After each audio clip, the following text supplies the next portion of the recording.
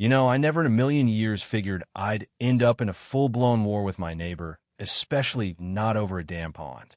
But there I was one lazy afternoon, out by the fence post with the sun dipping low and the air smelling like warm grass and pine, when this thick woman in a pastel pink tracksuit marched right up to the line and hit me with it, sharp, nasal voice cutting through the quiet like broken glass. "Mr. Henderson, your unsightly swamp is a violation of aesthetic standards and a mosquito breeding hazard. Drain it within 30 days, or we commence legal action and daily fines of $500. Her name was Karen, president of the Summit Creek Estates HOA, and she stood there arms crossed so tight her fists went white, face smug as a four-star general who'd already won. I felt that old slow burn start in my chest, the kind I learned to swallow back in places way more dangerous than this suburban standoff. I turned, hands still on the weathered wood, and just looked at her. Behind her stretched that soulless beige sea of identical houses, lawns chemically green enough to hurt your eyes. My 20 acres of woods and pasture felt like the last real thing left, and right there, 100 yards off, sat the jewel that sold me the place. 2 acres of spring-fed water shimmering under the sun, cattails swaying gentle, frogs already warming up for their evening chorus. It had been there since the 70s, part of the natural drainage for the whole area. Healthy, alive, and this newcomer who wouldn't know a watershed from a watered was ordering me to kill it.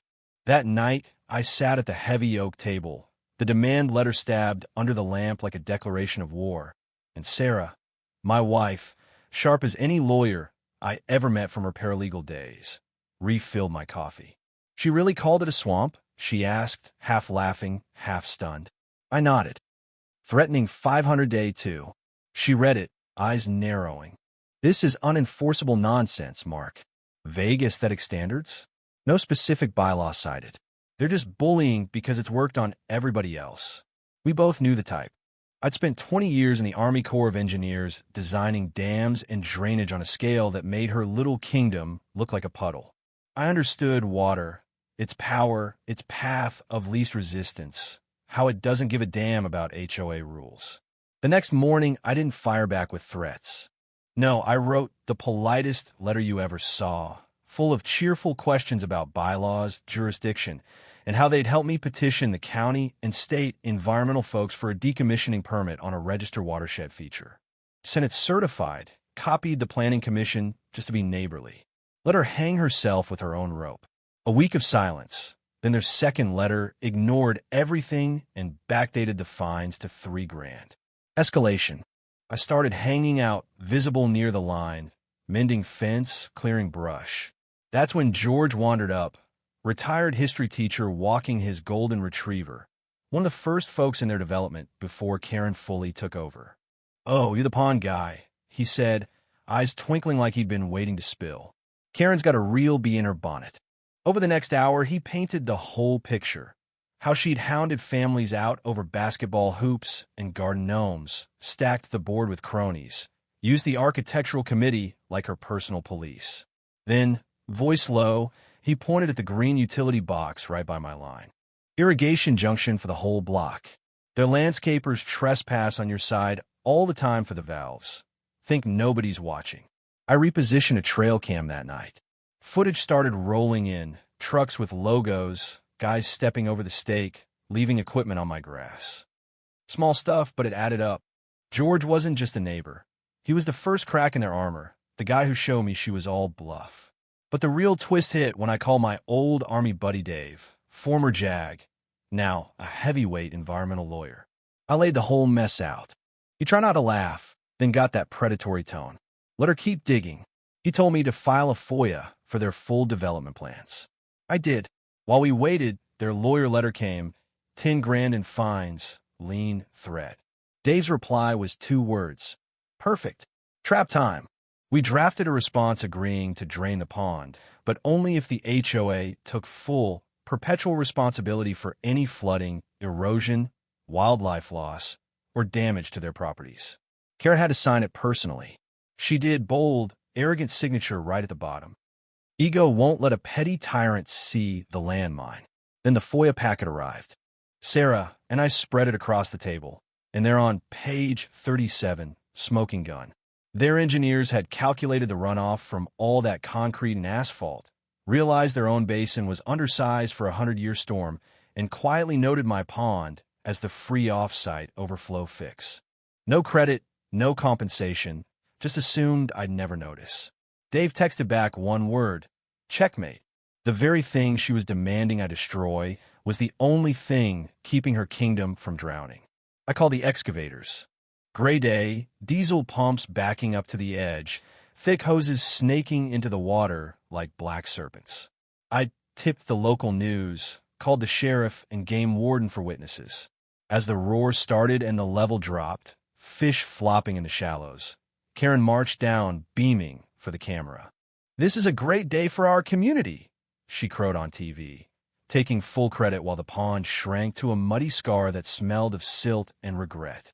My heart ached watching life leave that water, but my resolve was iron. That night the forecast turned ugly, a once-in-a-decade storm barreling up from the south. Rain started gentle before dawn, then hammered down like the sky had a grudge. I stood at the bay window with fresh coffee, watching my property drain fine while the runoff hit that empty crater and carved new channels. Over at Summit Creek, their basin filled fast, overflowed where my pond used to catch it, and the brown water surged, swamping lawns, flooding the parking lot until cars sat up to their door handles, alarms wailing in a broken electronic chorus. It backed up straight into the clubhouse, plate glass windows showing the inside turning into a murky lake. Through binoculars, I saw Karen's perfect yard become a river. George called, voice half awe, half horror. "It's a disaster down here, glorious." 3 days later, the sun came out, and their world was wrecked. Mud thick as cake frosting on everything, cars at odd angles, the air heavy with wet dirt and shattered pride. News crews were back, but this time for the disaster. I sent the reporter the documents. Karen's triumphant clip, the engineering report naming the pond, her signed liability paper. The story exploded on air. HOA president forced the drain that flooded her own community. An HOA floodgate went viral. Residents lost their minds. County launched an investigation. State hit the HOA with 6-figure fines. Class action lawyers circled like sharks. At the emergency meeting, they screamed Karen down, voted her and the whole board out on the spot. She didn't even fight, just gathered her papers and walked out broken. The new acting president, Tom, called me humble and desperate. "On behalf of the community, we're sorry," he said, voice heavy. "We'll pay to restore the pond, whatever it takes." I laid out my terms. Permanent drainage easement with annual maintenance fee, full engineering upgrades, written apology, and 50 grand punitive for the harassment. Non-negotiable. They caved fast, paid every cent. Weeks later, the pond was back. Deeper, stronger, banks reinforced with native rock and plants, spillways humming. Dragonflies darted first, then the frogs started their chorus again, birds nesting in the new cattails. Life rushed back like it had been waiting. George came over with a bottle of good bourbon.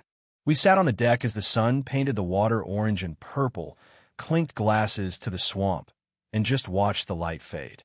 Sarah squeezed my hand. That's when it hit me. Not some lecture, just a quiet gut punch.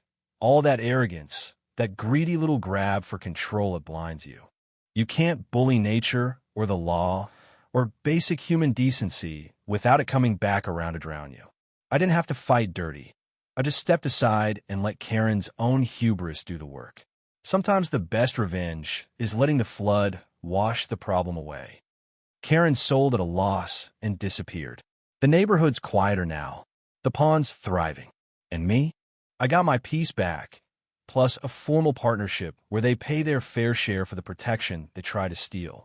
So here's the thing that still sticks with me. When does standing up for what's yours cross the line into something uglier?